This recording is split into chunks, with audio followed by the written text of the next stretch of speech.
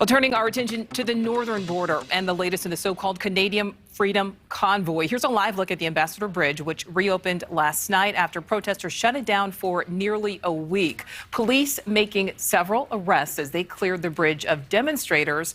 But a different story in Ottawa as protesters continue clogging downtown streets. And over the weekend, we started seeing counter-protesters. Correspondent Tom Negovin is live for us in Detroit. Tom, the Canadian Prime Minister making an announcement less than an hour ago that would usually be reserved for times of war. That's exactly right, Nichole. This is a really significant development on a day that we're seeing quite a few of them. Canadian Prime Minister Justin Trudeau invoking the Emergency Powers Act for the first time since it was created in 1988, giving him almost wartime powers over domestic affairs as he tries to get these protests brought under control in Windsor, Ontario, here at the Ambassador Bridge just yesterday. And Windsor police today updating us on the number of arrests they made there significantly. It was 42, and they are standing firm, saying anyone else who tries to close this bridge is going to jail. The big rigs are rolling again, back and forth between Windsor and Detroit, along a vital corridor lined with auto plants, sustained by the parts these trucks provide. Companies on both sides say the blockade has been crippling. First, it's COVID, and everything's an excuse for COVID. Can't do this, can't do that. The prices are going up. Now they've just thrown something on top of that that's even made it worse.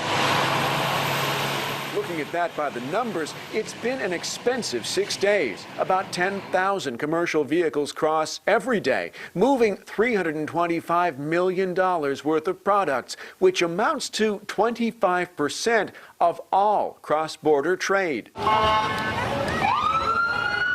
This hit a critical mass yesterday. Police in riot gear moving in, dispersing the last of the protesters, making arrests. We start hurting the big businesses, and we start hurting the money flow for the government. That's when they put their foot down, and that's when they've had enough.